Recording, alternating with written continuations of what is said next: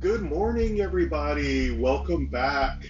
Yep, I am doing it again. This is part three of Endor Awakens. The developer's name is Javier Hernandez Torres, the maestro, the amazing one. I just had to get back to you all soon because I have a responsibility to the channel to retract anything that I've said before if it's incorrect, and also to bring you any updated information as I come across it.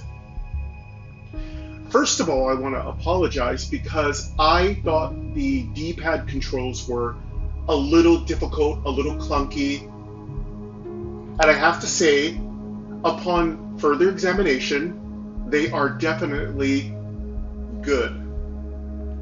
Now, I'm not going to say that I wouldn't prefer a little bit more solidifying of the controls, but if you actually go through the swipe motion, everything in the dungeon controls is usable, accessible, and clean.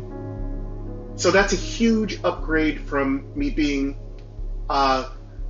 saying it was a little wishy-washy. I'm going to retract that. I do not believe it is wishy-washy. I think it is strong and clean. Now, do I believe that there are upgrades that can be made to the D-pad? I'm going to say probably minimally, because it is already working and it is already clean, and it doesn't have any failures, it doesn't have any bugs. What it is that threw me off is because I am not really good at taking notes about what things do. Now, once I take notes about what something does, and this time I didn't do that either, but this time I truly paid attention to the D-pad. I got on the game yesterday and I played through Dungeons 1 and I think I played through Dungeons 2. I beat them both. The very first dungeon, I think it has 4 different levels. I was very, very satisfied with the dungeon control, and I'm also very satisfied, if you know what I mean. But yeah, I really am very satisfied with the controls of the D-pad in the dungeon. I am also much more aware of how the dungeon works. I'm going to be talking about how you level up. I'm also going to be talking about a little bit more detail on how to explore the dungeon, what the different terminologies mean, and what my opinion of those are. Again, I couldn't wait, so I did film yesterday and dropped a recorded series, which most of you are going to be watching on Friday. But I had to get right back on it today here, Thursday. I think today's Thursday. And I wanted to just really get into more of Endor Awakens because I just wanted to just let y'all know that I was wrong and that I really didn't pay attention to enough details to make an assertion that the UI for the D-pad wasn't really good. Now that I have admitted that I was wrong, I'm going to go into detail very heavily about how to use the D-pad and what's the best way to use the D-pad so you don't get confused and that you really get to enjoy it. Because I'm having a time of my life now that I know what I'm doing. Yes, I'll always have some feedback. Developers know that I'm going to give them feedback in an honest and fair way. And if I am wrong, I'm going to give my own self-criticism a very strong swipe. Again, if I'm wrong, I will be the first to admit it. If someone convinces me that I made a mistake, I will also listen, long as it's done in a respectful way. So again, Javier has done a magnificent job with this game. Again, this is a mammoth game, huge, and the sheer number of fine features like the stores, the blacksmith, the guild, the bank, the creation of characters are extremely well done. I've got to give the developer extreme credit for that work. I hope I made that clear when I was reviewing the game. But yes, we are here on part 3 because we're going to be talking about the D-pad. And I have a little bit of Endor coffee made by the finest, who should we say makes the coffee? Elves? Gnomes? Orcs? Dragonkin? I don't know. Well, let's think about it. We'll have to think about it. But right now, we're going to just say it's Endor coffee. But yeah, I've already watched the commercials, so yes, you won't be sitting through commercials. Okay, again, the commercials, they're absolutely horrible, but necessary. What we could do with the commercials, I'd love to see the people that watch commercials get much more rewards. They are really brutal. But is it too much? No, not really. If I made it sound like the commercials were too much, again, I do apologize. I do tend to exaggerate sometimes, but not very much. I just personally don't like commercials, but again, to get access to this game for free, it's really a great thing. So that's why the commercials are there. I believe the best way to make this game ad-free is to make an update, throw a bunch of cool stuff in it, and then charge about $5 for the game, for the update. And then that way, if the person wants the updated version of the game with no commercials, all they have to do is pay $5, a one-time fee, and then no more commercials. And what do you get for $5? For $5, you get access to some special classes, maybe an angel, demon, gnoll, sorcerer class. Just throw some cool classes in there. And then you pay that $5, you get like a little bonus like money and gem package. Maybe you get 2,000 gold, 400 gems, and you get a special equipment, maybe some heritage equipment, and then that's what you get. And then that would be it. That'd be worth $5. I'm telling you. Even if you make it $9. Let's say we were to make this game $9. Then I say you give the player an opportunity to upgrade to the $9 version. It's a one-time fee of $9, and the player would get a gold bonus, gem bonus, heritage equipment bonus. Heritage equipment would be equipment that is really powerful, but it's designed to grow with the character. For instance, a heritage... So sorry. Frog in my throat. Talking too much. Let me get a bottle of water. Excuse me. Woo-hoo-hoo. Okay, sorry, let me get a bottle of water.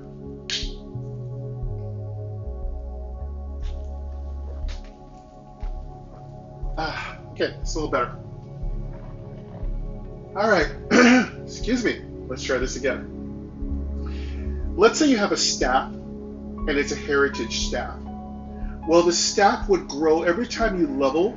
The staff would receive incremental updates or improvements to it. For instance, say the staff was a magical staff, or say a warlock or a priestess. It would increase in attack, it would increase in magical power, and it would increase in resistance, and maybe a feature or two. And then when it got to like level 6, it would get some major increase, perhaps some evasion, or maybe some threat. Now, it would keep improving every level. When it got to level 12, it would get some more major increases. So that's what a heritage staff does, or any heritage equipment. It grows with the character. Now, you can only get this equipment by upgrading to the $9 version. Now, let's keep going.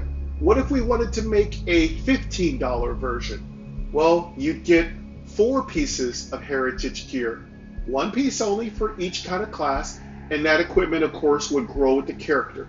Now, heritage equipment is not soul-bound, so you could take it off your character, put it in your bank, and wait till you build another character and put it on them. There's another thing we could give heritage equipment: bonus experience and bonus loot.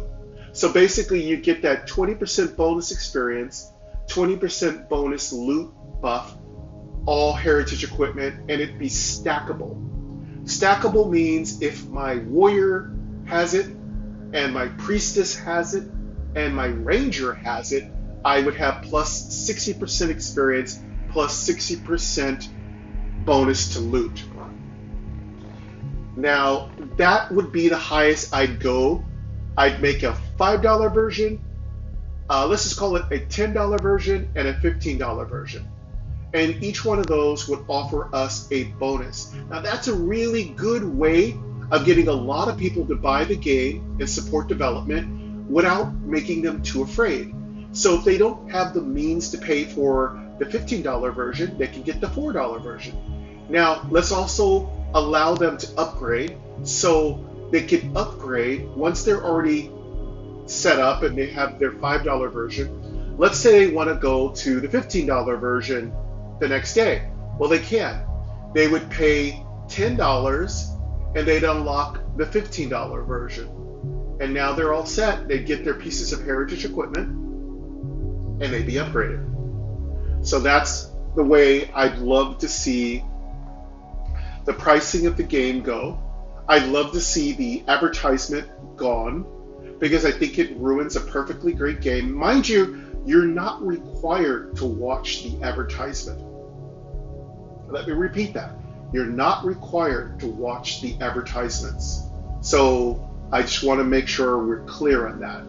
The developer has kindly made the advertisement way shrunk down into a tiny little sub-menu. But let's face it, if you're an RPGer like me, if you're really into RPGs, you've looked at every single nook and cranny of Endor Awakens, and you've found so many opportunities to improve your characters.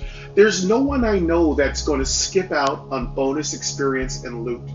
Not if you're a gamer. You want every advantage you can possibly get.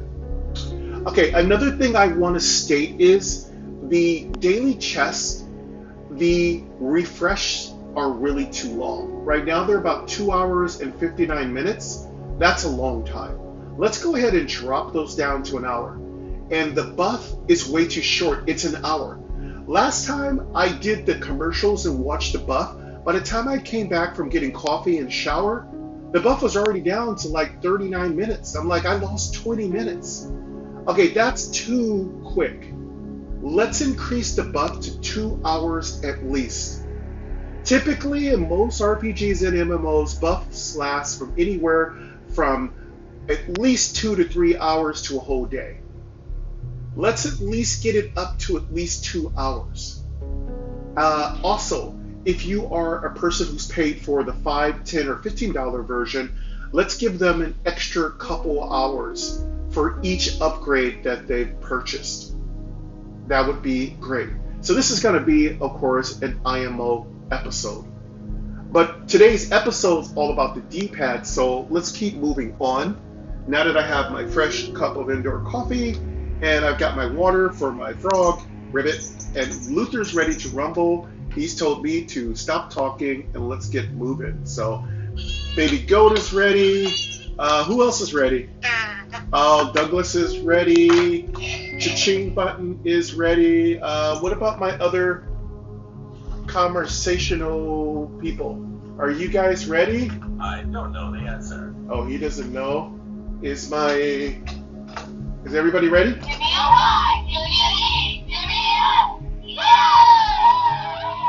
I think everybody's ready. Okay, cheerleaders are ready. Let's go ahead and get into it. So now that I've cleared and got my chest rolling, we are going to be doing nothing but as many dungeons as we can, because I want loot, and we're also going to be checking the store for any new equipment.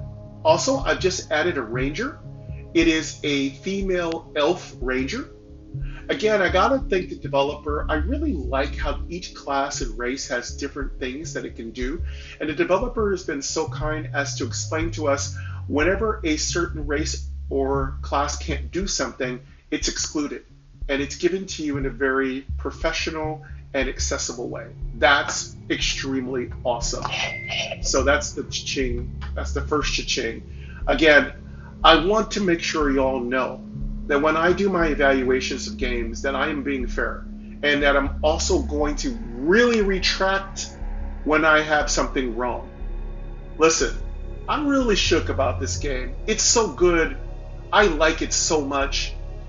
It's not often I record twice in a row unless I really, really, really like a game. And I really, really like this game. It is really fun. Again, a big shout out to Jordan.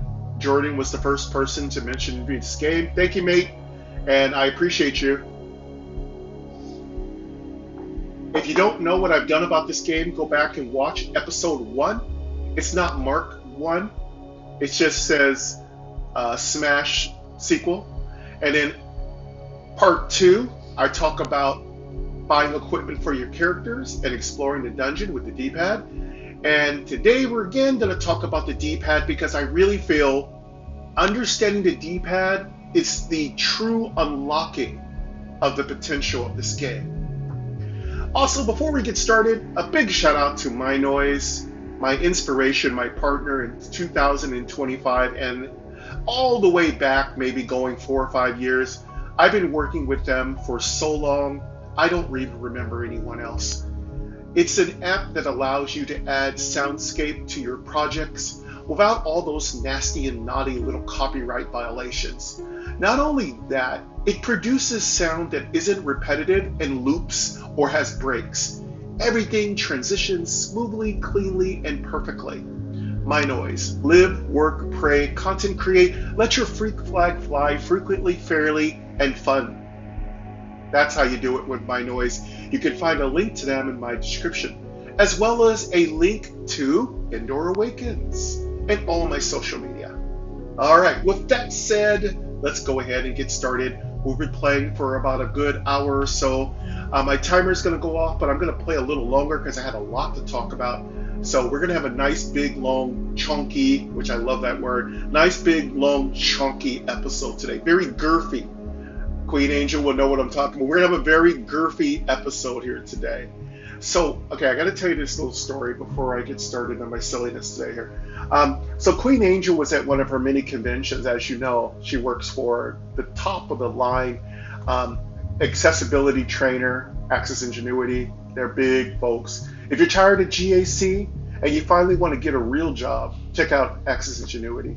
Talk to your local agent at the DOR to get you all set up. But anyway, if you are working, Queen Angel was working at a convention for her company, and she had a particular woman that came by to look at Angel 4, JoJo. And the lady came up to Marissa's guide dog, and Angel 4's tail was sticking out from underneath the booth table.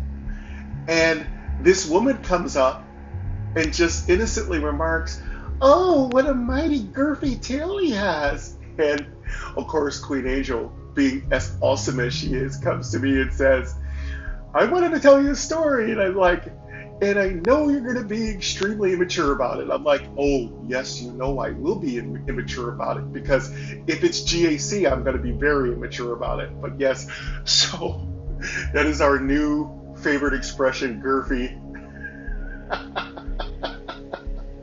So, yeah, Bubba Sparks has got a girthy tail. So, so in honor of Bubba Sparks, I decided to name our elf ranger Tails. In honor, I just couldn't in good, like, faith name this female character Girthy. I think that would be inappropriate, so I named her Tails, at least to in honor of Bubba and his girthy tail remark.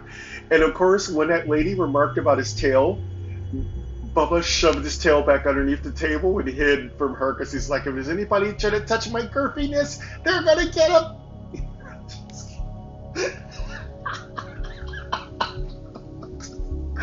Oh my god, oh my god, oh my god, oh my god. Okay, sorry. That's just been our inside joke for the last several weeks, girthy tail. Inappropriate!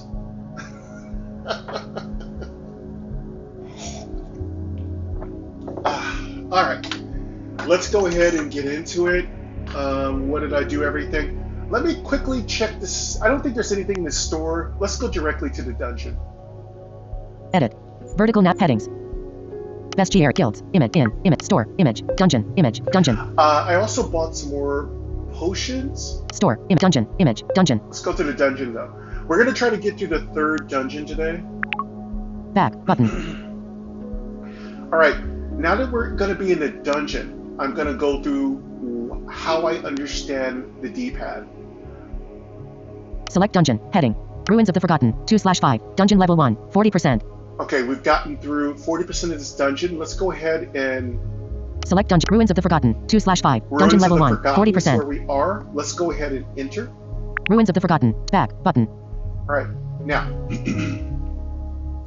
Once you have entered the dungeon, it's really important to make sure that you have your rotor set to heading. This is really useful. Step 2, swipe up or down until you hear D-pad. Ruins of the Forgotten. 2/ coordinates. Coordinates. 5. Scamapad section. Heading. A gamepad, sorry, not D-pad, gamepad. Once you hear that, let me let you hear it again. I'm going to try not to talk over it. Coordinates. Gamapad section. Heading. Alright? Alright, once you get to this section, this is where all the magic is going to happen. You're going to want to focus on this. Now, the grid map can be navigated by touch. So you can drag your finger, like in Elder Myth, like in Core Quest, like in Lost Island. However, I would suggest using the gamepad for now. Or D-pad, I like to call it. Alright? Now, once you're on this gamepad section, I'm going to swipe through all the elements, and then I'm going to navigate this entire dungeon with the gamepad. And then when we have battles, I'm going to talk about those. I'm even going to try to explain to you how the leveling up process works. Alright, so now we're on the gamepad section. Let's swipe from left to right. What's around? Button. This is a very valuable tool called What's Around. So the What's Around button will tell you everything that's around you, including unexplored sections of the dungeon, monsters, corridors, and explored sections of the dungeon. Let's double tap on this button. What's around? Unknown to the north, unknown to the east, unknown to the south, unknown to the west. Alright. As you can hear, everything is systematically explained to you or announced to you. Alright? So if you don't have speaking hints enabled, please check out my Queen Angel's Speaking Hints tutorial. You'll find it in my How to Play Core Quest playlist. So yes, it's right in there. And there's another one coming. There's a new tutorial coming from Queen Angel telling you how to change pronunciations using voiceover. All Marissa's tutorials are extremely quick. They're like 2 minutes. So if you don't have 2 minutes, then wait till you have 2 minutes. All right, I'm going to swipe again. Unknown to the north. Unknown to the west. Unknown to the south. Unknown to the east. Right brace. Unknown. Coordinates. 5, 7 right brace. Unknown. Coordinates. 6, 6 right brace. Unknown. Coordinates. 6, 7 right brace. Okay, what happened? Did you notice that when I just swiped from where my finger touched the screen, I wasn't in the gamepad anymore? So I wanted to do that on purpose so you didn't get lost. Once you have heard what's around you, you're going to want to reactivate the heading where the gamepad is. Launch button. Heading. Heading not found. Gamapad section. Heading. Gamepad section. Okay, so it's really important to know that VoiceOver may not pronounce things well, and that may be part of the problem. VoiceOver may also say things a little too fast, and that could be part of the problem. So I'm going to turn VoiceOver down a little bit, and this is going to be a hint for you. If VoiceOver is moving too quickly, definitely lower its speaking rate. Speech volume. Audio ducking. Speaking rate. 65%. 60%. Words. Characters.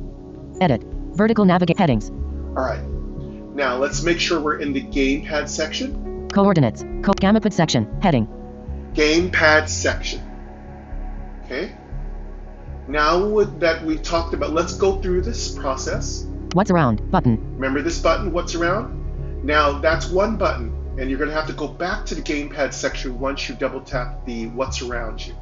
Let's swipe again. Unknown to the north. These are the different areas. Now once you have swiped to the right and you hear the direction, unknown, Unknown means you have not explored that section. But here's the key. Stay with me. This is how you move. This, right after what's around me, you will hear the cardinal directions. And if you double tap that, your party will move in that direction. All right? I have 4 different directions I can move. North, south, east, west. Up, down, left, right. Okay? So it's really important to make sure you're in the gamepad section if you're going to be moving your character. All right, now that I've determined that there's something I haven't explored above me, I'm going to go ahead and double tap. Okay, here we go. Wall to the north. All right, there isn't a walking sound, which I think would greatly improve this, but you hear that I've moved. You know why I've moved? Because I hear a wall section, which means I moved, but it's immediately a wall in front of me. Everything here, consider it first person. When you're walking through these dungeons, it's first person when it comes to how your gamepad explains what's in front of you. Now, if I want to find out what's to my left or my right, I'm going to have to make sure I'm in the gamepad section and I'm swiping in a direction I want to move. What's around button. So I could go back to the very handy dandy what's around button, or I could just stay on the D-pad, which I'm going to show you by swiping to the right. Wall to the north. And there we go. Remember, I got to this wall to the north. I can't go north anymore because whenever you hit a wall, you can't walk through walls. I mean, yeah, there's probably some secrets that are beyond walls, but there are in games like Core Quest. There are some sections in Core Quest where you think it's a solid wall, but it's actually a secret passage. I have no doubt this game will have the same thing. But let's go ahead and swipe again. Unknown to the west. Now you see how it moved from north to the west? That's unknown. I am still in the gamepad. I'm going to swipe again. Start dungeon to the south. See, that was the start section. Start dungeon is the beginning of where you entered the dungeon. There is a starting point and there is an ending point. If you want to complete a dungeon, you must get to the end of the dungeon and exit. That will mark that dungeon as complete. That's really important to keep in mind. You do not have to leave the dungeon when you get to the end of it. You can continue to explore, and the game will offer you an opportunity to continue to explore. I often do, because I am a completionist and I like to find every nook, cranny, treasure, monster, NPC. I also want to familiarize myself with the dungeons. Now, I am not 100% sure if these dungeons are procedurally generated, which means randomly generated. I'll have to double check my notes and the tutorial information, but it's all too likely these dungeons are all procedurally generated. So you can't really map them out in advance. Now, if they aren't procedurally generated, then that'd be pretty easy. You could probably make your own map with bump dots. And the way you do that is put a piece of solid paper down, something that's got a thick gauge to it. Put a bump dot in the middle of the piece of paper, and then as the hallways are open, put bump dots really well in, put them, if you're going north, put a bump dot above the first bump dot. If you're going south, put a bump dot below that bump dot. If it's a wall, put nothing. And that kind of creates like a spidering out network of information about where you can walk. And that's called mapping using bump dots. Bump dots are really useful. If you don't have any bump dots, you could get one from your training center. You could buy them off of Amazon. They're incredibly inexpensive. You can go to your local facility that sells materials for the visually impaired. These are really easy to come by. You can also use stickers, though I find bump dots much more useful. I have about a good 1,000 stickers in my D&D stuff, and I've got a good few hundred bump dots just sitting around. I have so many bump dots they usually go bad before I even use them, so I'm always looking for an excuse to use them. All right, now that I've swiped from left to right, let's swipe again. Unknown to the east. As you can hear, when I moved up, I got to basically a T intersection. So there's a wall in front of me, there's an open corridor to my left, and there's an open corridor to my right. These are really important to kind of get an idea in your head.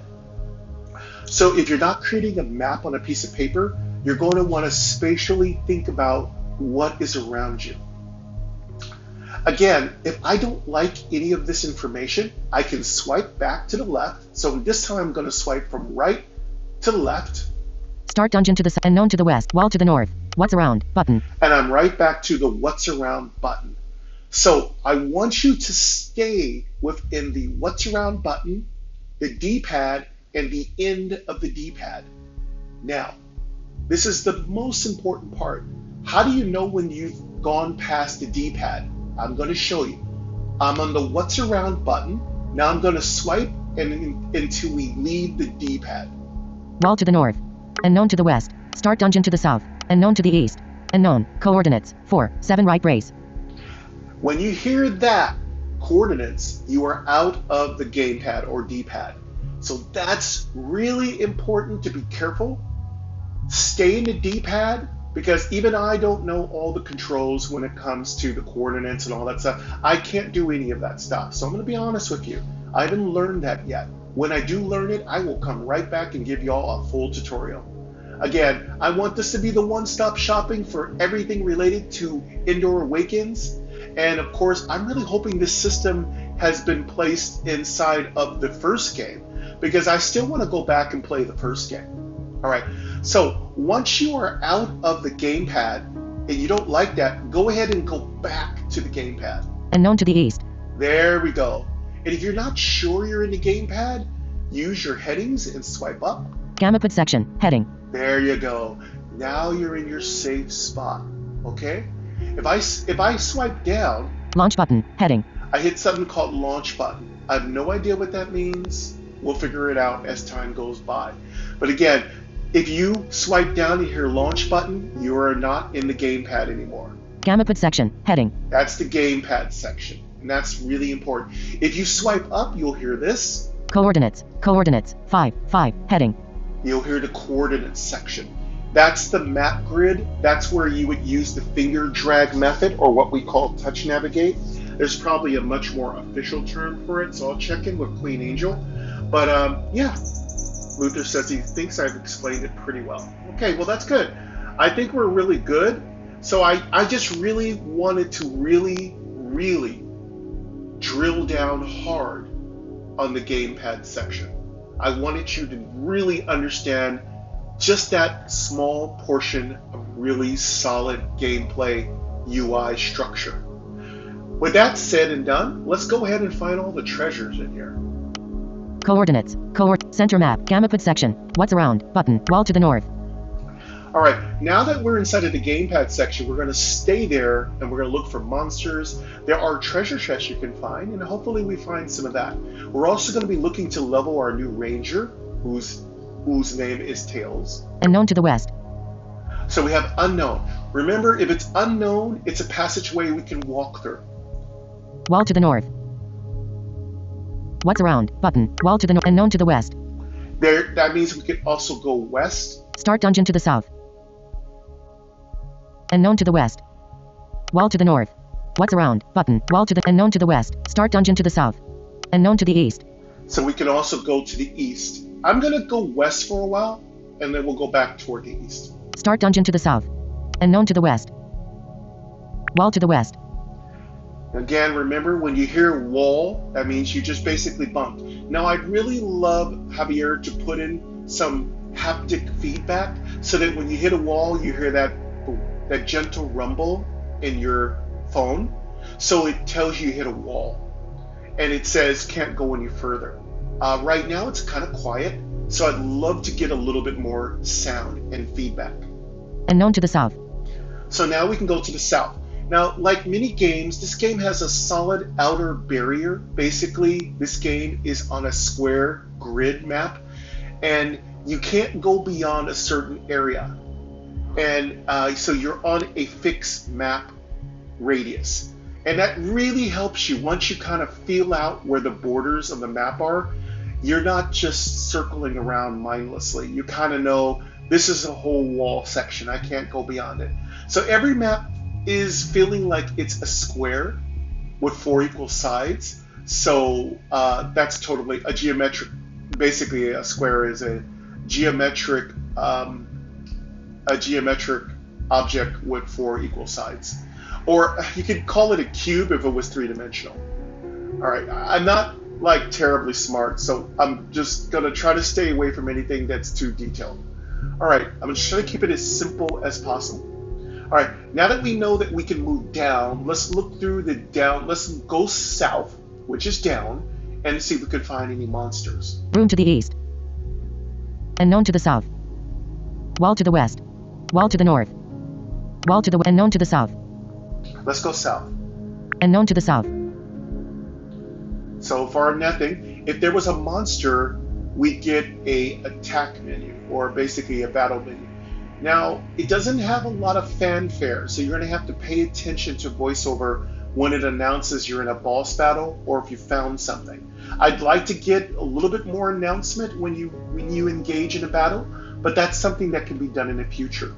Wall to the west. Unknown to start dungeon to the unknown to the south. Wall to the west.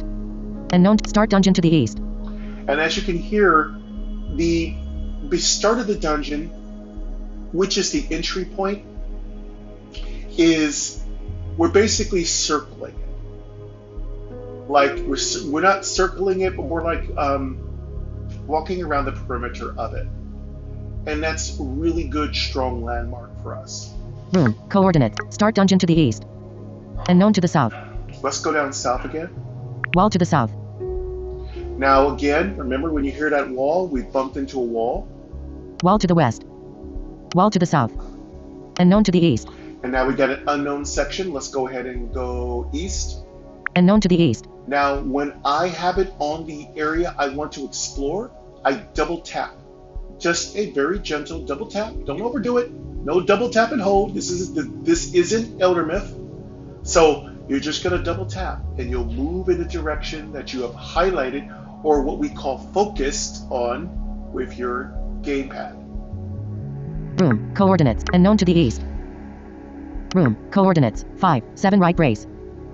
Again, I'm starting to think that whenever you're on your D-pad, the coordinates are spoken at the end of your D-pad.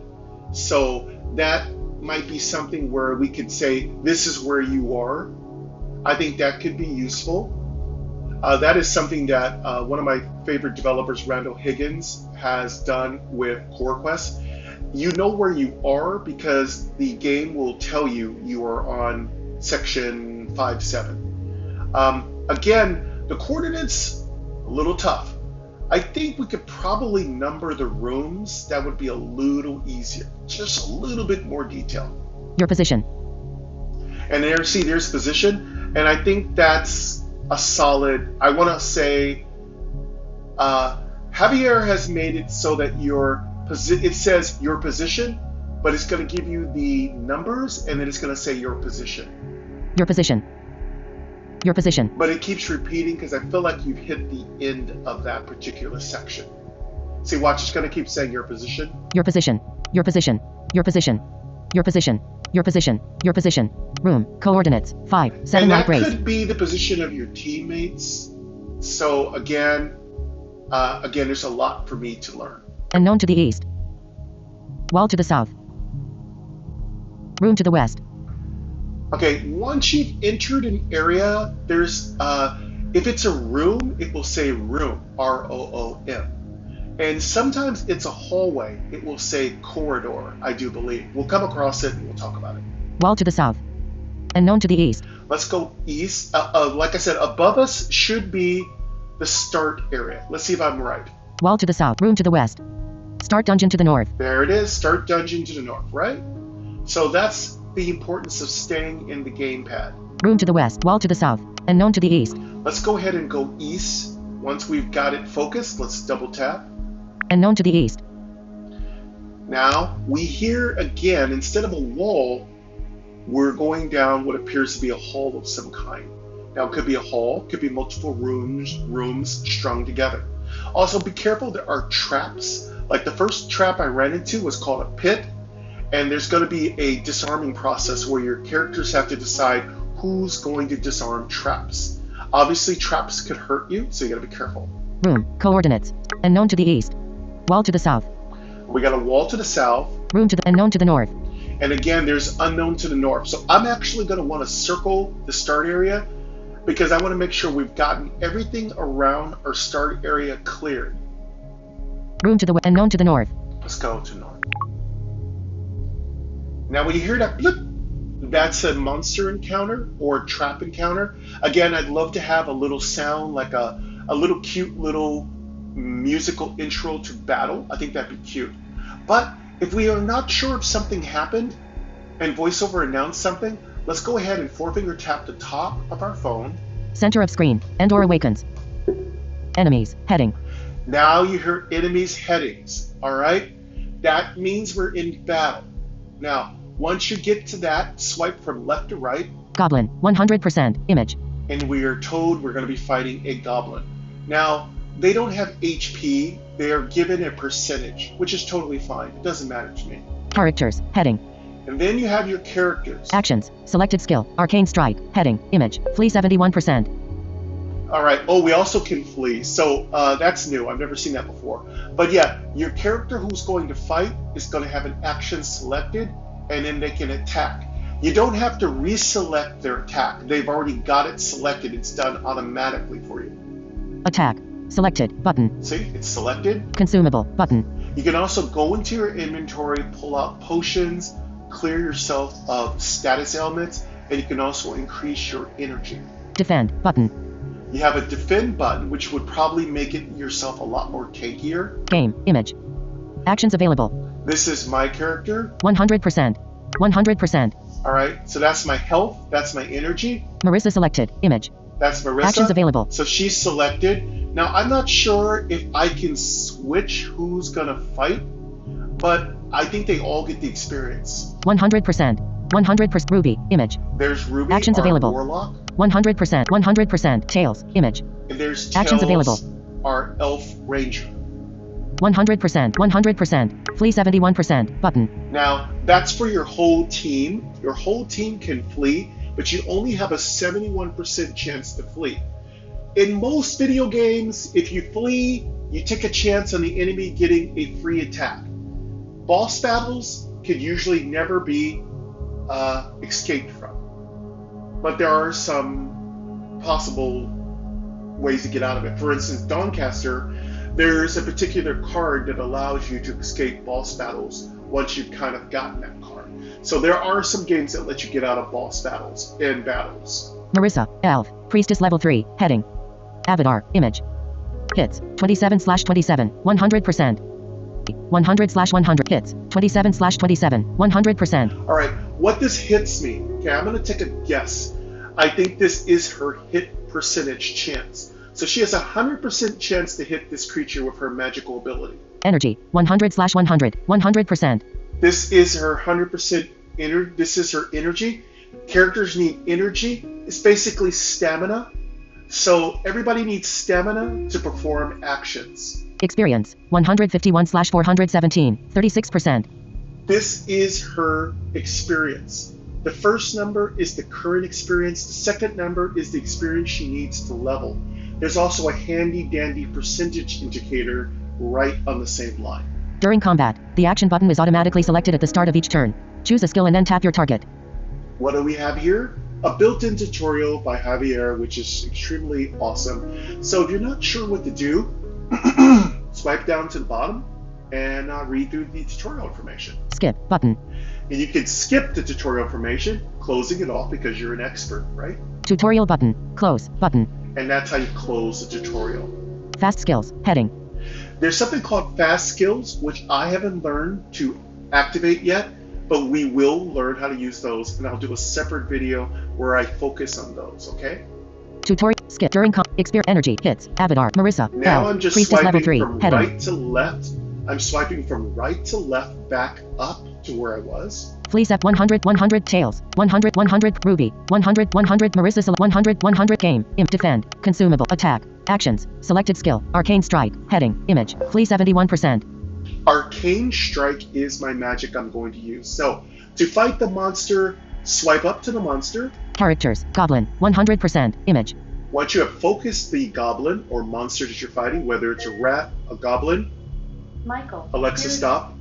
Whatever monster you're fighting, then focus on it. Once you have focused on the monster, all you have to do is double tap. You won't hear me double tapping because it doesn't make that feedback sound. But I'm going to double tap. And you're going to hear the damage I did and then how much percentage of health the monster has left. Here we go. Ready? Goblin. 7. 98%. Image. The goblin took 7 points of damage. That's going to lower its health. All right? Characters. Head goblin. 70%. Image. Now you hear my damage did 30% of damage to the goblin's life force. My damage took off 30% of its hit points or life points, okay? Let's go ahead and hit it again. Now remember, you're still focused on the goblin, so let's double tap again. Goblin. 5. 68%. Image. Now I did 5 points of damage. All right? I can swipe to the right. Characters. Heading. Where you hear characters heading, and I'll swipe back. Goblin. 48%. Image. Now you can hear the goblin is down to 48% health, or a little bit less than half of its total hit points. Let's go ahead and double tap again and attack it. Now you don't hear it hitting your character. So that's one important thing I'd like to see added. I'd love to hear a combat log, or at least I'd love to hear like a poof sound when the monster hits me. I'd also love a little bit more sound when my characters hit the monsters. Magical sounds when we use magic. Sword and axe and club sounds when we use blunt or sharp instruments. Slashing sounds if we're using slashing instruments. Slingshot sounds when we're using slingshots, and big bashing sounds when we're using a war mace of some kind. Intricate sounds like piercing sounds when we're using bow and arrow, etc. Enemies. Heading. Goblin. 48%. Let's Image. hit him again by double tapping. Goblin. 5. 46%. Image. He's almost dead. Now this time I'm not gonna move off of him because I want you just to know that you can just keep double tapping till it's dead. The controls are simple, but that's what makes them so precise and clean. Again, the UI in this game is strong and clean, so you don't have to fuss over it too much. It doesn't shudder, it doesn't move, it doesn't peak. Those are all real bad when they happen.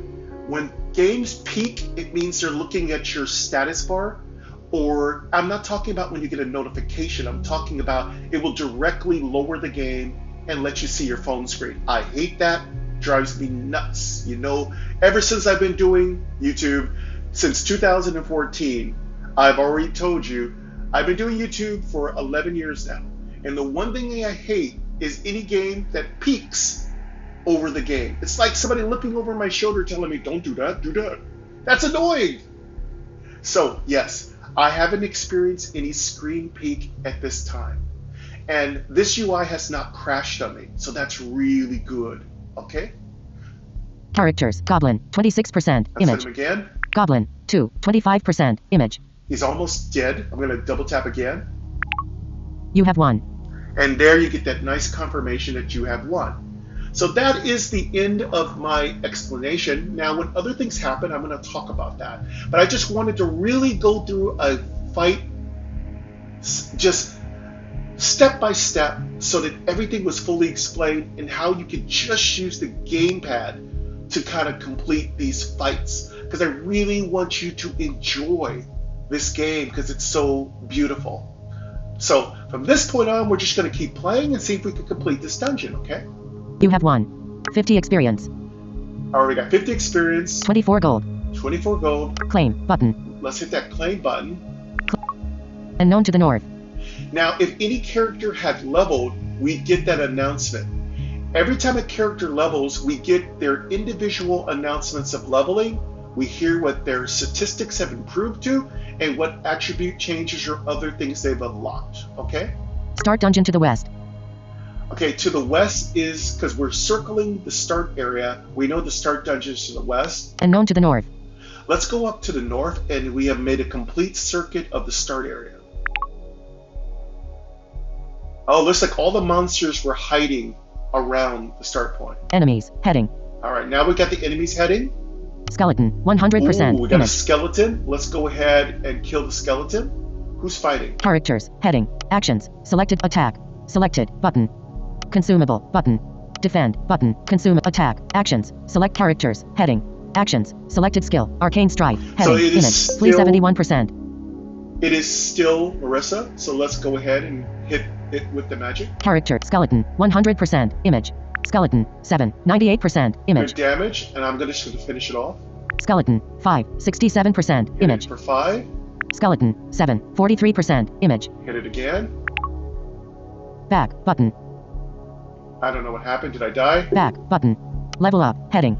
There we go. I got to level up. So when I killed it, I would really like it to say you won and then level up. But instead of saying you won, it immediately jumps to level up, which is good because I wanted to talk about leveling up. So let's go through the level up menu. So once you get the level up, we're going to walk through it. Back. Button. Level up. Heading. You have Back the button. back button. If you don't want to hear any of the information here, you can hit the back button and it will move you out of this menu. But let's say you're like me and you want to know every little detail. So let's go through this swiping from left to right.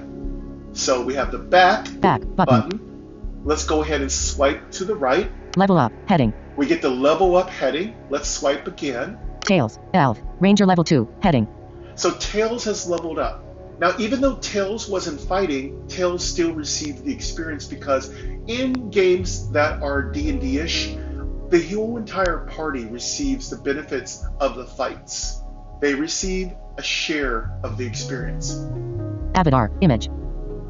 Each character has an avatar. Now, I do believe we need to clean that menu up a little bit. The avatar is really confusing, but basically an avatar is what you want your character to look like, even though that isn't really their class. So your character can actually look a certain way and still be a totally kind of different iconic class or race. Excuse me, I want to say race, because this game doesn't use the word class, it uses the word guild. I'm trying to be as precise as possible because I really don't want to confuse any new players. Stats. Heading. Let's hear what happened to my stats. Attack. 7 right arrow 9. All right, when you hear stats, it's going to tell you what your primary stats have done. When you hear right arrow, that means your stats went up. The first number before the right arrow is what your stats were currently, before your level up. The number after the right arrow is what your stats arrived at. That is your level up stats, okay? So let's listen to that again. Stats. Heading. Avatar. Image. Stats. Heading. Stats, heading.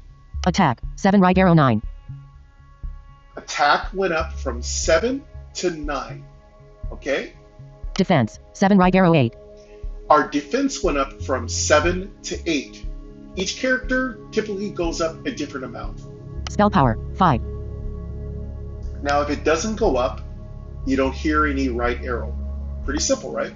Resistance. 8 right arrow 9. Our resistance went up from 8 to 9. As you can hear, Rangers are pretty resistant. That's one of their specialties.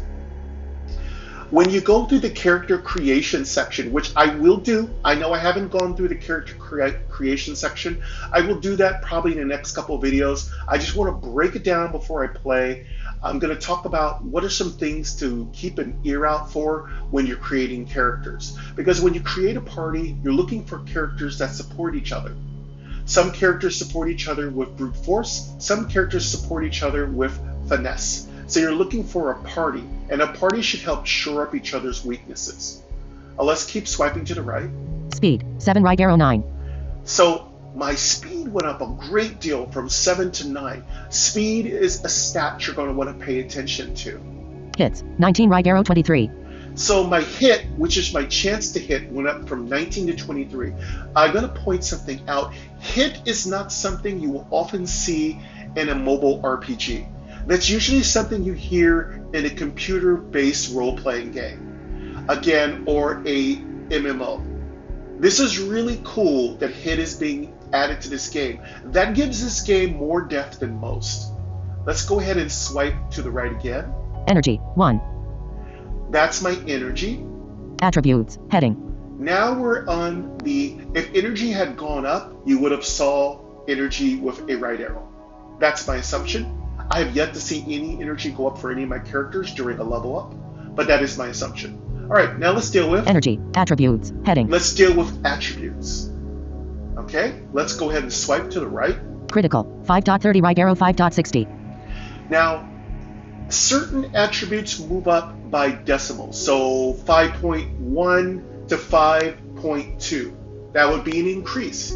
So you're going to have to either use word-by-word navigation or character-by-character navigation. Either way, the UI is crunchy, even punchy, I would have to say.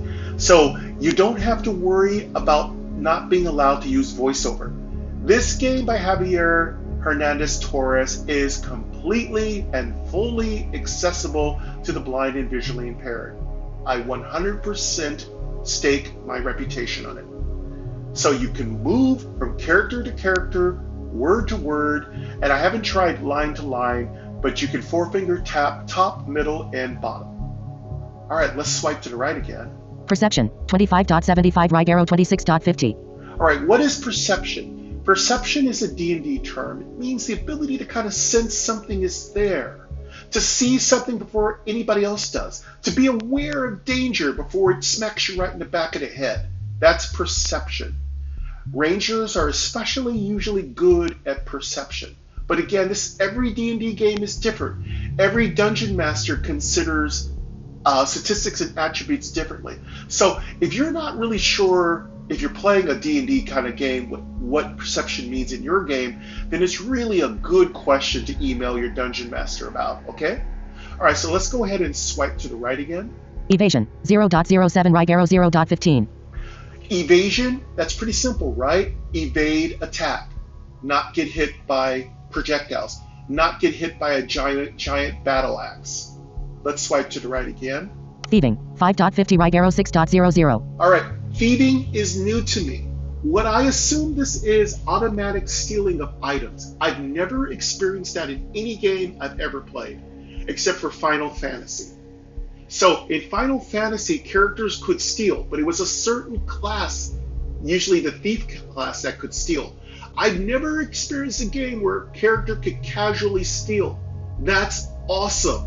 Very, I'm all about my steal, y'all. That's really cool. I'm very, very, very highly shook about that. That's really cool. I really love being able to thief stuff. I really hope this is focused on more in this game. I really hope it's really something I can get a thief class and I can start stealing a lot because I really love to steal.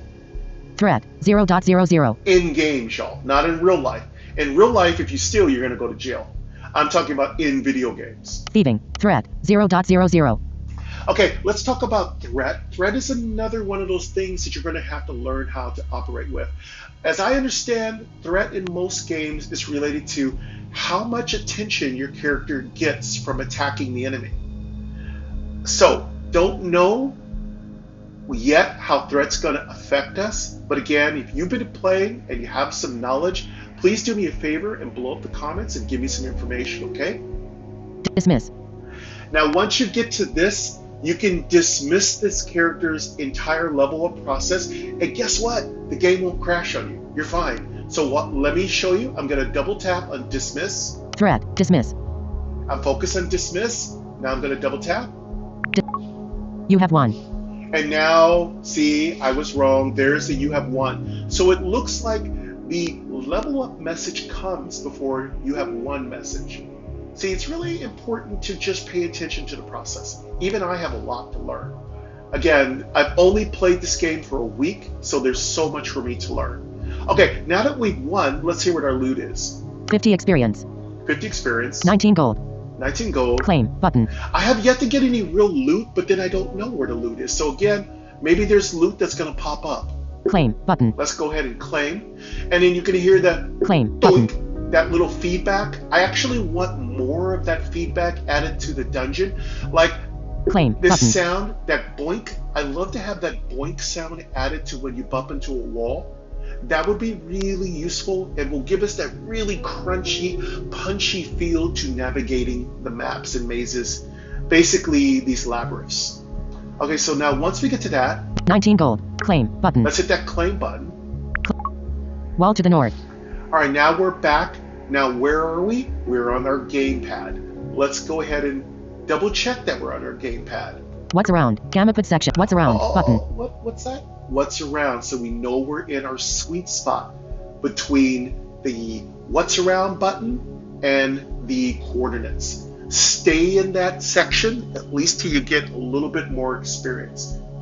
All right, now that we know what we're doing here, let's keep looking. Now, right now in my head, spatially, I know where I am, so I don't need to use the what's around button. So instead, I'm gonna go ahead and swipe because I want to see what's to my east. Wall to the north. Room to the west. Enemy to the south. Unknown to the east. So there's an enemy to the south. That doesn't mean there's a monster below you. It means there's a monster somewhere down there. I do believe monsters move, but I could be wrong. I'm still learning. So I'm gonna go to the east and kind of explore this area. Enemy to the south. Unknown to the east. Wall to the east. For the most part, I feel like monsters are invisible, but I'm still learning. So I'm not gonna say for sure. Unknown to the south. Enemy to the west. Wall to the north. Enemy to unknown to the south. Wall to the east. So there's a wall to the east. What does that mean? I can't go any farther. So let's go ahead and go down or south. Room. Wall to the east. Unknown to the south. Unknown to the south. Okay, now we've gone down south. Let's check what's going around. Unknown to the east. Unknown to the south. Enemy to the west. There's an enemy to our west. That doesn't mean there's an enemy right there. It means there's an enemy in that direction, okay? It's like a monster hunt. Unknown to the south. Unknown to the east. I'm gonna go to the east. I want to explore the east for a while. Unknown to the east. Wall to the south. Corridor to the west. When you hear corridor, that means there's multiple grid boxes in a row, which they call it a corridor. I call it like a hallway, so I do apologize if you do hear me use multiple terminology. Wall to the north. Corridor to the west. Wall to the south. I really think the developer could make things for you to delve into. One of the things Core Quest does really well is you can search the floor, you can interact with traps. This game allows you to do traps, but I'd love to see there be things on the floor for our adventurers to find. Maybe torches, flint and tinder, maybe some herbs, perhaps some discarded bones or just junk artifices of some kinds, trinkets, things like that, relics. I'd love to see more things for our character to interact with. This game tends to use the tried and true method of just having a treasure chest contain items. Unknown to the east. Let's go to the east again. Wall to the east. Okay, now we've reached the extent of this map. I do believe, let's check above us just in case. Unknown to the south. Corridor to the west. Wall to the north. And yeah, we are in a solid corner. Now, if we were playing Core Quest, I'd know this was a corner because the room would be numbered. Now, I know this may not be what the developer wants to do. All developers are different and they are unique and amazing. So, for you, with this developer's game, you're going to have to get used to where corners are. It's really good to figure that out because that's a really strong landmark. All right, let's find out if there's anywhere we can move downward or south. Corridor to the west. Unknown to the south. Yes, we can. Unknown to the south. All right, looks like we could keep moving forward. So when there's multiple movements in one direction, I tend to call that a corridor. Wall to the west. Corridor to the north. Wall to the west. And you can also tell this is more of a corridor because now we have walls on both sides of us. Just kind of think of yourself walking in a three-dimensional world in like a tube. And most of the time in this tube, there's going to be walls to your left, right, up, your above, left or right, or to the top and bottom of you. Okay? Unknown to the south. Wall to the east. So you can see and hear that there's a wall to my east and there's a wall to my west. I can't go through that wall unless it was some kind of secret passage. I can always go back the way I came if I feel like I missed something. And that's something you're going to want to learn how to navigate through. And that's why I thought this gamepad tutorial was really important. Unknown to the south. Let's go south. Unknown to the south. Again, these first dungeons are relatively small, so it's a good thing to do to cut your teeth on all these really easy dungeons. So spend a lot of time practicing. The monsters are incredibly easy in the first, I would assume, 2 or 3 sections of the first dungeon. So do a lot of exploring. Get really used to the gamepad. Wall to the east. Unknown to wall to the west. Unknown to the south. Wall to the west. So we're still going down a corridor. Let's go south. Unknown to the south. Unknown to the south. Unknown to the west. Oh, now we branched out to what I would call, it's more like I would say it's more like a T, like a cross section. Unknown to the south. Unknown to the east. See, so it's like a T. See, I can go down, I can go left, I can go right. Okay? I'm gonna keep going as far as I can to the east. Unknown. Unknown to the east. Let's go there. Wall to the east. And now I've hit a solid wall. So this is a little tricky here. So you gotta, again, this maze is a little bit more open than I thought, because I thought I was at a solid wall, but I wasn't. See, that's the thing. It's tricky. Enemy to the south. There's an enemy down there. Corridor to the west. Wall to the north.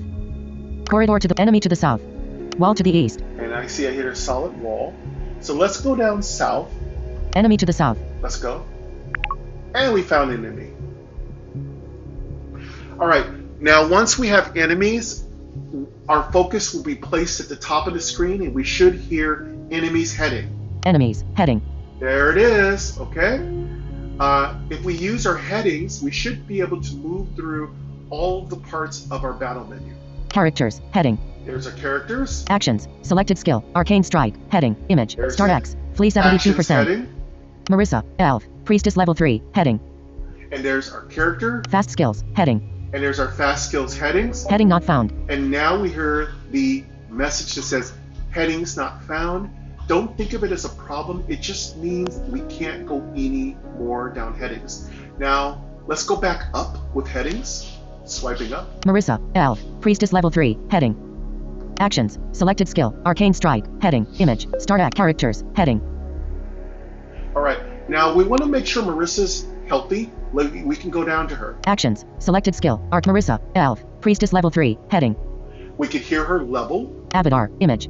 That's her avatar. Hits. 27/27. 100%. Her chance to hit. Energy. 100/100. 100%. That's her energy or stamina. Experience. 271/417. That's 65%. her experience. She is 65% on her way to level 4. During combat, the action button is automatically All right. experience. Energy. Marissa. Elf. Priest. Actions. Selected skill. Characters. Heading. We can also hear what people's percentages are. Actions. Select. Attack. Select consumable. Button. Defend. Button. Game. Image. 100%. 100%. Marissa selected. 100%. 100%. And there you can hear, long as their stats are at 100%, I don't see anything to worry about. I just simply let them do what they want to do. Now, if later on I find something more efficient, I'll bring it to your attention. Actions. Selected skill. Arcane strike. Heading. Now she's Image. gonna use Start X. Arcane Flee 72%. Don't worry about getting very just basic skills. Once you have leveled up, you'll unlock new skills, and you can unlock those in the city, okay? You can't do that in the dungeon. Characters. Heading. Skeleton. 100%. Image. Let's go ahead and double tap. Once we've focused the skeleton, let's go ahead and double tap on it. Skeleton. 7. 98%. 7 damage. Image. Skeleton. 5. 66%. 5 damage. Image. Skeleton. 6. 44%. 6 damage. Image. Skeleton. 3. 17%. Image. He's almost dead. One more hit should do it. You have won. There we go. We get our patented "you have won" message. 50 experience. Nice 50 experience. 14 gold. 14 gold. Claim. Button. And we'll go ahead and claim that. Unknown to the south. All right, so, and that's what you just keep doing. Just keep exploring. I'm just going to keep exploring. Launch button. Heading. Gamma section. Heading. Make sure you're in the game section. What's around? Room to the north. Unknown to the west. Room to the north. Room to the north. You've been there before. You notice there's no unknown anymore. That means you've been there. What's around? Button. Room to the north. Unknown to the west. Unknown means I haven't been there. Unknown to the south. I haven't been to the south. Wall to the east. And it means I can't go east because there's a wall. Really simple, but it's really so clean. And I'm gonna go on for like a little bit longer, maybe about 10 more minutes. And yes, I'm using a little accessible timer, which I've had since. This is one of the few pieces of accessibility equipment that hasn't broke on me. I've had this timer for maybe, oh God, I've had this timer for 10 years. That's what I call workmanship. I actually wouldn't mind another timer, just for fun. This timer is so durable. I swear to God, I've thrown this timer all over. I've moved twice, and this timer's been with me. So I really love that little timer. Those of you who have been on the channel since I was first known as New Def Gaming, and then later Game, and now Game Double Tap, will know that I've had that timer absolutely forever. Unknown. Coordinates. 8. All right, 11 right so let's race. see. Wall to the east. Okay, I'm also trying to practice how coordinates work. So we're going to be I'm going to be on my own time practicing coordinates. Unknown to the south. So we can go south. Unknown to the west. Unknown to the south. Wall to the east. All right. Unknown to the south. I'm going to go south again. Wall to the south. Okay, we finally hit bottom. This is a big maze. This is a big maze. I can't wait till we get to the higher end dungeons. Unknown to the west. Enemy to the north. Unknown to wall to the south. Room. Coordinate. Wall to the south. Unknown to the west. Enemy to the north. What's around? But enemy to unknown to the wall to the south. Wall to the east. We got a wall to the east. Wall to the south. We got a wall to the south. Unknown to the west. Let's go to the west and circle around. Ruins of the Forgotten. 2/5 I completed. think we found a monster. You have found the exit. Oh, you we can go to found the the city now or exit. keep exploring a bit longer. Okay, I want you to hear this message without me talking over it. Here we go. Ruins of the Forgotten. 2/5 completed. You have found the exit. You can go to the city now or keep exploring a bit longer. Keep exploring. Button. To the city. Button. To the city. Button. All right. So we have multiple options here. We can stay in a dungeon or we can keep exploring. But this is what we call the end of the dungeon. If you leave now, you have completed this dungeon. It doesn't mean you can't come back, but you have completed it. How to choose between dungeons, I don't know. I don't even know if you can go back. So my best advice is explore everything. I think it would be really good if the dev put in a percentage completion. One of my devs, Rando, in his particular games, there are completions percentages, so you know if you found everything. I think that's just good practices, so players know that the characters have found everything in a dungeon. I think that'd be valuable here. Again, I don't want to add needless complexity, but again, I'm a person that likes to know I've found everything, so I think that'd be kind of great to add. And that could kind of pop up at the end of the dungeon, say, hey, guess what? You found 89% of everything there. Want to go back again and find everything? That'd be really cool. All right, so I am not leaving. I'm going to explore for just a tiny bit longer. To the city. Button. Now, if I double tap on to the city, my character will teleport out of the dungeon and appear back on my main city screen. Okay? Keep exploring. Button. If I double tap on keep exploring, my character will remain in the square I'm at, and I can continue to explore from this point. Now, it's really important to know that you won't be sent back to the beginning of the dungeon, so don't get concerned. You're safe. All right, so I'm gonna double tap on keep exploring. You have found keep exploring. Button. I'm gonna double tap, got a nice crispy, punchy button there. Unknown to the west. And now you're put right back into your gamepad, your gamepad section. So if you don't know if you're in your gamepad section, what is it that I taught you? Either use your headings control or swipe from right to left, left to right, until you hear that what's around you button. Just get used to creating that safe place. Unknown to the north. What's around? Button. What's around button is really a safe place for you to feel comfortable with to make sure you're in the right place. This is a very huge screen, so it's really important to take it section by section. Unknown to the north. Okay, so we can go up north. What else is there? Unknown to the west. Now we can also go to the west. Wall to the south. Room to the east. End dungeon. Coordinate. Room to the east. Wall to the south. Unknown to the wall to the south. There's nowhere to go south. There's a wall. So what I think I want to do is I'm going to go to the west and clear that area out. Then I'm going to come back and just kind of eat up the crispy, nuggety little middle section. Hopefully find a treasure chest. Unknown to the west. Let's go to the west. Wall to the west. We hit a wall. And this is where I'd love to hear that boop, the sound that we hear when we're at a end of a particular bit of text or dialogue or something like that. I'm not an accessibility expert, so I don't know the exact correct names of voiceover sounds, okay? Unknown to the north. Looks like we can go up north. Wall to the south. Wall to unknown to the north. Let's go up north. Unknown to the north. Looks like we can still go up north, but I want to kind of circle a bit. Wall to the west. Room to the south. Unknown to the east. Let's go east. Enemy to the east. Now, once you've kind of located a monster, I'm gonna almost call it line of sight, but it's not really. But basically, you're going to be told there's a monster, which means you need to look around in the direction you're heading.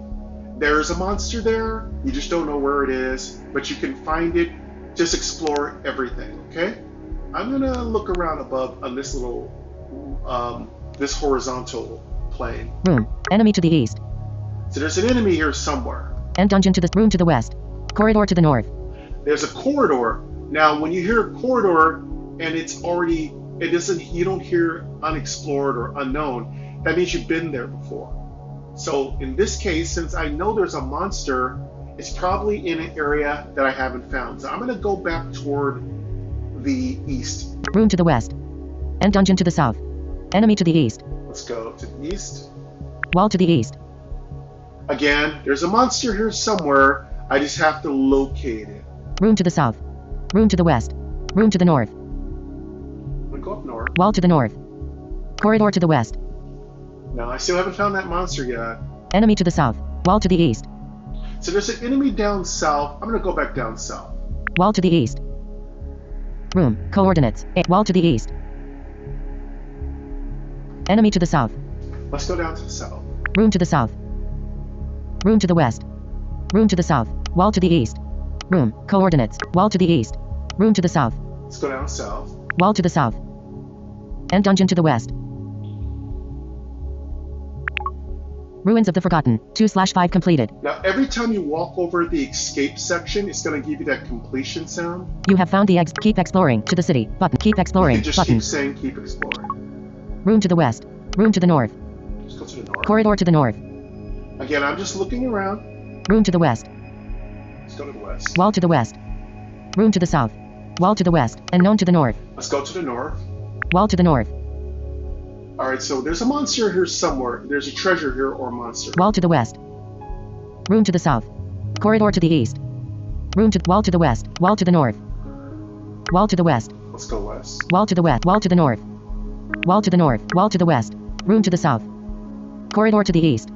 Again, I don't hear anything yet. I feel like I've explored everywhere here, but there's something here. Room. Coordinates. 8. Corridor to the east. Room to the south. Let's go to south. Room to the south. Room to the south. Wall to the south. End dungeon to the east. Wall to the west. So, again, if you don't hear any unknown, you've been there before. Wall to the south. End dungeon to the east. Wall to the south. Wall to the west. Room to the north. Room to the north. Wall to the west. Room to the south. Room to the east. Enemy to the east. End dungeon to the room to the west. Corridor to the north. Room to the end dungeon to the south. Room to the west. Corridor to the north. Surround. But corridor. Room to the west. End dungeon to the south. Enemy to the east. Wall to the east. Room to the south. Room to the west. Room to the north. Room to the south. Wall to the east. Room to the south. Room to the west. Room to the north. Wall to the north. Corridor to the west. Enemy to the south. Wall to the east. Again, there's some monster here, but I haven't found them yet. Enemy to the corridor to the west. Wall to the north. Wall to the north. Corridor to the west. Room to the west. Room to the south. Room to the west. Room to the south. Room to the west. Wall to the west.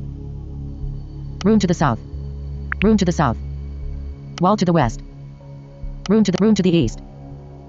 Enemy to the east. End dungeon to the south. Enemy to the east. I want to find that enemy.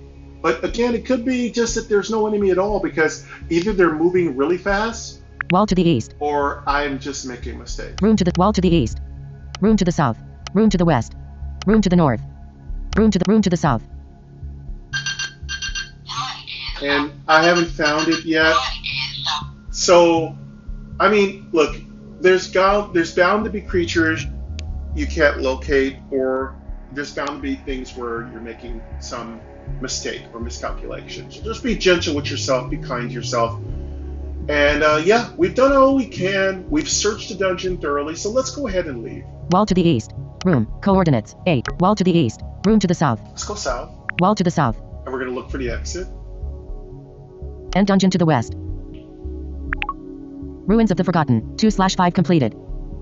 I feel we've done everything we can. There's a monster here somewhere, but it obviously doesn't want to be talked to us. So it's either much higher level than us or much lower level than us. So once you kind of feel satisfied, you can go ahead and leave the dungeon. You'll be brought back to the city. Let's go ahead and do that. You have found the exit. Keep exploring. But to the city. Button. Let's go ahead and go to the city. Extra reward. Do you want 500 gold for watching a short promotional ad? And of course, I'm going to watch this ad, but I'm going to go ahead. Create a new druid this time. Encountering a large dinosaur. Trying to sneak around. Unlucky to be found. And lost a teammate. But I won. T-Rex is better as a pet. Try a different adventure this time. What? Running into a boss again. Luckily, I have T-Rex now. Made it through. A great harvest this time. She sounds like an AI. The commercial, the girl sounds like an AI. Like, I guess she's a little girl or something. She sounds very AI. I just gotta say that. But that's gonna wrap it up for us today, folks. This has been Endor Awakens. So Javier Hernandez Torres is the developer, the maestro of this wonderful game. I love this game so much. I'm having so much fun.